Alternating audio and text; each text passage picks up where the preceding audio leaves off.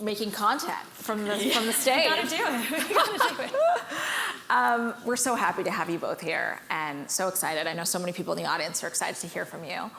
But, I'd love to start at the beginning. The word influencer has not been long for this world. People didn't even know this could be a career.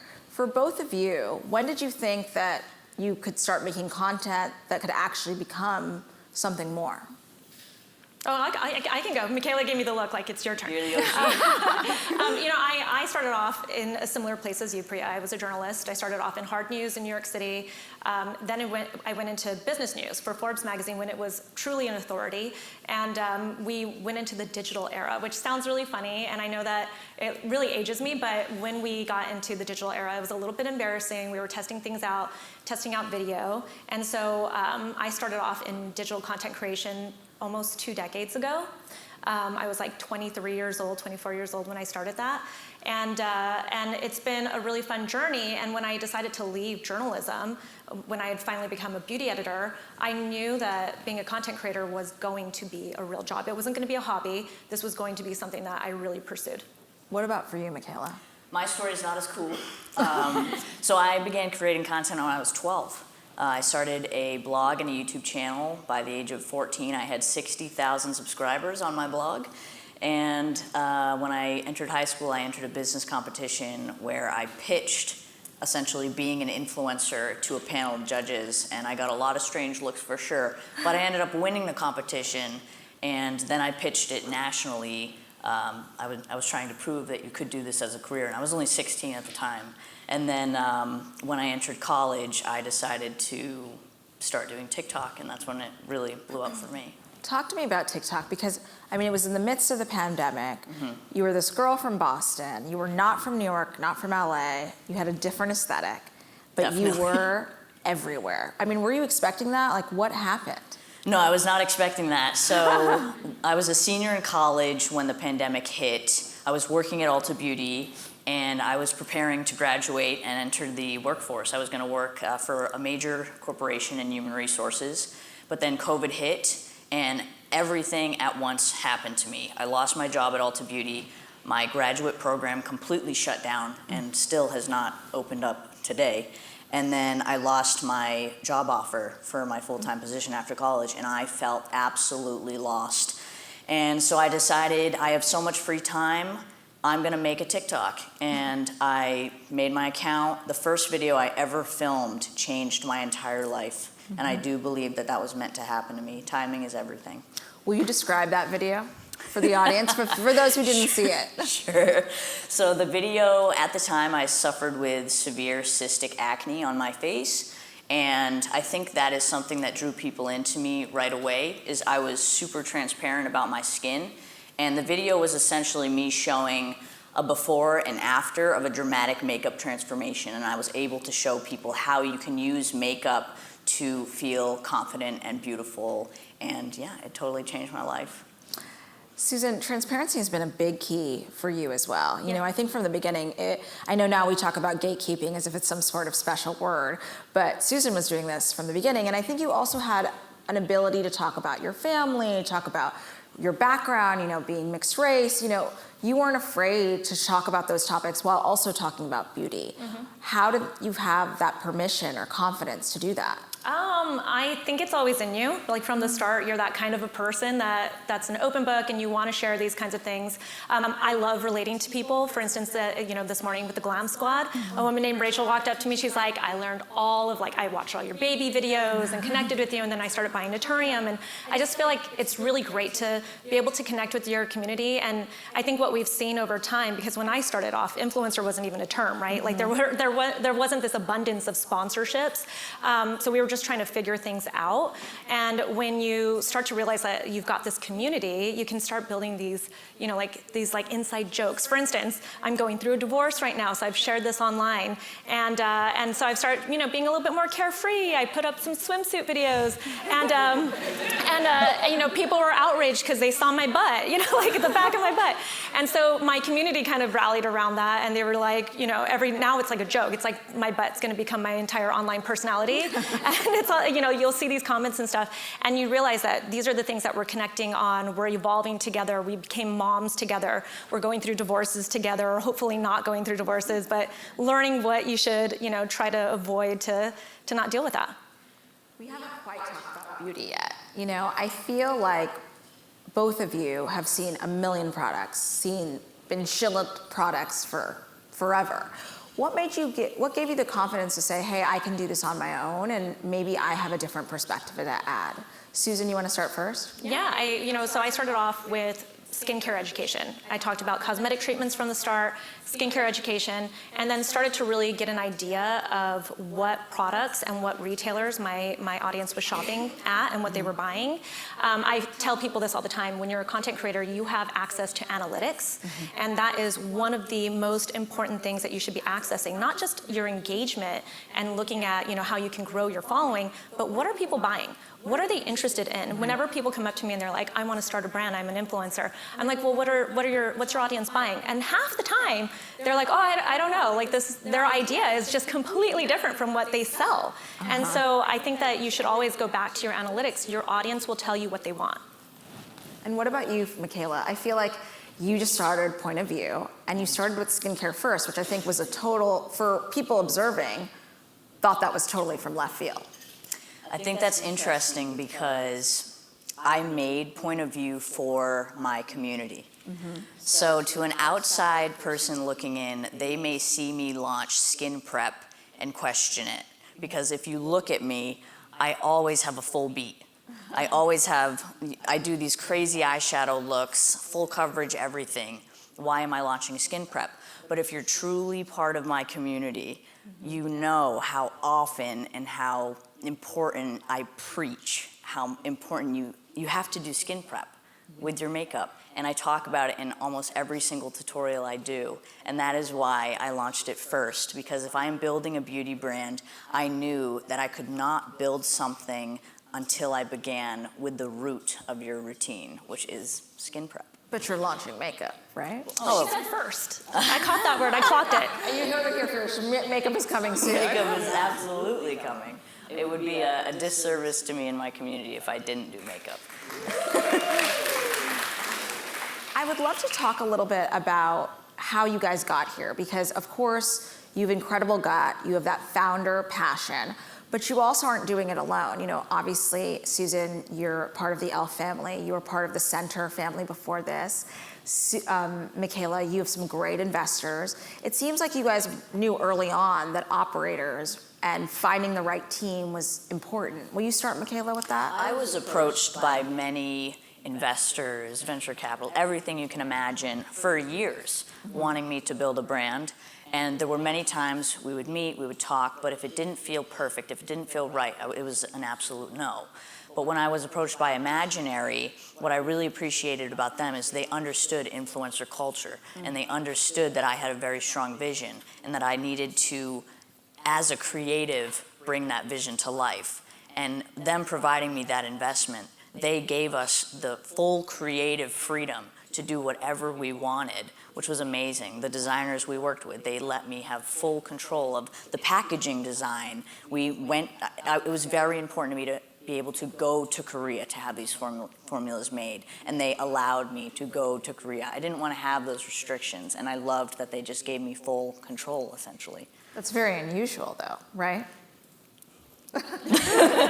Susan, what about for you? I mean, you've been on either sides of it, now with e.l.f. and then also with the Center before that. Well, I think one of the most important things you can learn as a founder is to know what your actual talent is, right?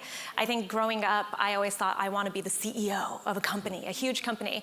And now I'm like, no, why would I want to do that? Tarang is amazing at that. That is his job, right? I am not an operator, and I realize that. And so when I approached Ben Bennett, who was my investor in Naturium, that was one of the first things that he asked me. He's like, do you want to be the CEO? And I was like, no. And he's like, great, this is going to work really well. Because it gives you the opportunity to really focus on what you do well. And what I do well is innovation and marketing. And so I get to really focus on that. Don't get me wrong, in the beginning of a brand, you have to learn every aspect of it. You have to deal with the cash flow problems. You have to deal with, management and being an inspiring leader. But now I'm on this other side of it where I really get to focus on what I do best, and that will help your brand thrive. Both of you also have dealt with some controversy in your influencer careers and also your brand journeys. I think, Michaela, we know about Mascaragate, or most of you know about Mascaragate. And Susan, you just revealed that you were going through an FTC investigation at the beginning of starting your career. Mm-hmm. How do you guys deal with such intense scrutiny, from all sides, while also trying to build, credibility in this industry? Well, I think something a lot of people don't realize about influencer brands specifically is that we are the brands held to the absolute highest of standard. We are held to higher standards than the most prestige brands like La Mer, Augustinius Bader, Sicily. We're held to higher standards than that. We're held to higher standards than traditional founder brands where it's just founded by, say, a makeup artist or a hairstylist. We're held to standards because when you build a parasocial relationship with your community, they see you as a friend. Mm-hmm. And the most important thing in friendship is trust and honesty. So when you launch a brand to your community who you've built this relationship with, they are putting their full trust in you for this launch. Specifically when it comes to your ingredients, your marketing, your community building, everything you do is under a very, very fine microscope, which is a blessing and a curse because as a new brand, for instance, it gives you a minimal amount of grace to make mistakes. Mm-hmm. And it's a positive thing because it allows you to make the necessary changes, adjustments, and fixes to your brand at a quick pace because you get called out immediately for it. So I appreciate it at the end of the day. What about for you, Susan? I think first off, if you're not being talked about, you're not it, right? So I think it's important to know that whenever people start to draw up controversy about you, that means that you're worth talking about, you're living rent-free in their minds, and that's a good thing as long as you're not an actual terrible person. I think that when you start to look deeper at controversies online, it's almost never your actual community. They rally behind you, right? It's usually people that are on the perimeter or don't even know who you are who really want to draw up this controversy. And when you start to separate it and you really pay attention and focus on your community and the people that support you, then you're really getting something beneficial from it. Like the FTC. They're a little bit outside. Well, they're a little, you don't want to do that, trust me. Every brand, make sure you're tagging everything, getting all your influencers to put ad, all of that stuff. But yeah, it's not fun, but yeah, when you look back on it, you can learn a lot from it. And by the way, it's not just influencers. Every founder in here is or has gone through some kind of controversy at this point because we're online. So you have to learn how to leverage it and learn from it and speak to your community. Why do you think that influencer brands, and I put you guys in the celebrity bucket too, get such a bad rap? There's been so few exits, so many have failed, so many, and I think Melissa Butler said this the other day. Maybe they were just bad operators, right? Yeah. But why do you think that there's so much hype at the beginning and then kind of such a free-for-all at the end? Yeah. First off, we're entrepreneurs. We're just people that have followings. So just like any other founder, we can be good or we can be bad at it. But there's something to also know about influencers. There are EMV drivers and there are sellers. And the sellers are rare. I think for sellers, I know this from my analytics, I'm sure Michaela knows it too. When you can actually sell product, then you have a better chance of really having a brand because that is what your followers follow you for. They want to know about products. They want to know what you recommend and why you recommend that. But if you're just an EMV driver and then you just launch a brand, what does that do for that community? It just surprises them and they're just kind of like, what are you offering that's different? What about you, Michaela? I think when you're an influencer and you choose to create a brand, you have a responsibility to not create the brand for yourself, but to create the brand for the community. Mm-hmm. So I have a bond and relationship with my community, and I know exactly what my community is needing, what is the white space, and you have to listen to that. Mm-hmm. So when we created Point of View, I created that line based off of what I consistently heard from my community, which is that main liner, why does my makeup always look like shit? And my answer to that is, well, what are you doing to prep your skin? What are you doing to ensure that your makeup's going to lay beautifully on your skin? And then the follow-up to that is always nothing. Or I don't know. I don't know how to layer things. I don't know what products work well together. I don't know if it's gonna pill, if it's gonna get cakey. I just don't know. People just don't know. And I took all that feedback and I created Point of View based off of that. So I think you can agree that when you really hear your community and you create something for them rather than something for yourself. Yeah, and they know it. They know it too. Like if you, I mean, for years I talked about how eye creams are just kind of moisturizers in a jar, and they are. And so, you know, we launched eye cream and my community immediately was like, oh, this woman, you know, like launching an eye cream. But when you explain it to them, I was never lying about that. Like it's a moisturizer, but it's made specifically for the eye area when we think about how we formulate it, what we're doing, what benefits you want to get. So I think when you're talking to your community and you tell them why you created it, then it's good. Do you feel like when you're going into different categories, obviously skincare for you, and you've moved into body, do you feel like the customer and the community is willing to go there with you? Because I think in beauty generally, when you see a skincare brand launch makeup or vice versa, it's kind of like, what am I gonna do this with them? Yeah, I mean, yeah, body care was one of the best moves we ever did, right? We went back and forth on this. Is this gonna be too soon for us? We're still a baby brand. But what we looked at when we were looking at the market, we were kind of like, you know, it's kind of crazy that we only buy body wash for the scent, right? What about all the body skin issues? Everyone's dealing with stuff like this, like bumps on their skin, redness, acne, all of these things. So why not do what we did with serums, for instance, and do it with body wash? And it was a huge hit for us, and I'm so happy we did it because our body category, I think, it's setting the tone for body skincare across the industry. Mm-hmm. And Michaela, obviously you just spoke about skincare, but do you feel like that there are other categories that you can play in besides makeup? Yeah, I think I'm someone who shares my entire life. Mm-hmm. So for instance, I just moved into a new home and I've shared every single step of that process. Mm-hmm. And I foresee being able to launch something, say a fragrance. If I wanted to come out with a Point of View fragrance one day, I think it would be a big hit. I think merch. Mm-hmm. I'm someone who loves, you know, jewelry and cool phone cases and accessorizing, and those are all things I would love to be able to do with Point of View, and you know, have Point of View head to toe. You know, I think that's really cool to be able to expand, and I think my audience would follow. We've talked a lot about community in this conversation, and we've talked about it throughout, I think, the sessions earlier today and yesterday. But community is such an overused word, and I think it's kind of losing its meaning. I'm wondering, is your community, are your customers your community, or are you finding that your customers are much bigger than your community? I would say much bigger. When we started, we were a D2C brand, right? But we have now become a bigger brand than that, right? Our retailers now make up a good portion, if not the majority of our revenue. Sorry, guys, sometimes I don't know what I'm allowed to say since we're publicly traded. Okay. He's saying that's okay. I got the thumbs up. Anyway, so you know, I think that it's really important to not just group everybody into one community, but now we have several different communities, and they all have different shopping habits. They're all different kinds of people with different lifestyles, and they're looking for different things. So we offer an array of products to fit those different needs. Mm-hmm. Michaela, what about you?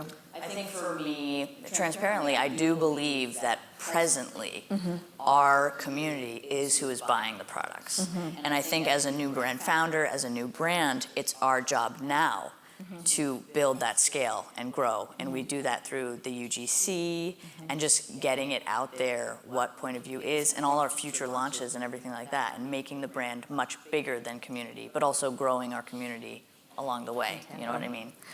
My last question for you guys is around authenticity. I know we talked about it personally, but you know, a lot of founders out there and a lot of influencers out there are only talking, you know what a sponsored post is, you know, and you know when there's a shop my link at the bottom.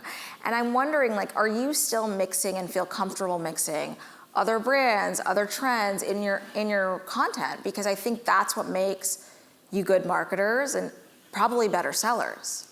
Yeah, I mean, from day one, when I was speaking with Ben Bennett about joining him and the center team, it was one of the first things that came up. I speak about other brands. I try other brands. It is what my community comes to me for.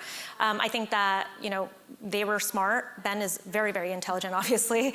And he was like, yep, I think you need to keep doing exactly what you're doing. And then same thing with the ELF team. So smart. They know what it is that you do and they embrace it.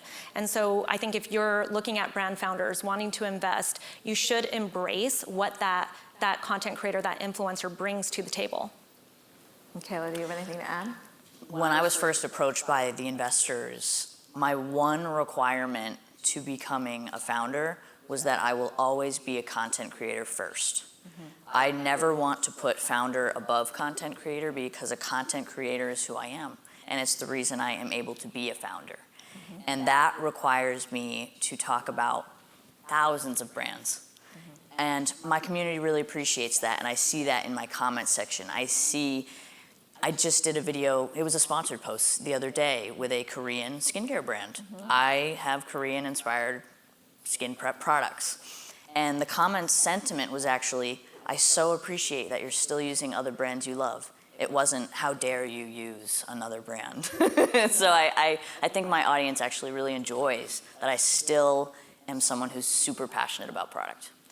Can I respectfully interject? Yes. You're in the very start of the brand founder journey, and I guarantee you, a few years from now, as your brand continues to grow, you're going to say, I'm a founder and not a content creator. We'll see. Thank you guys so much. It was so wonderful having you here. Thank you.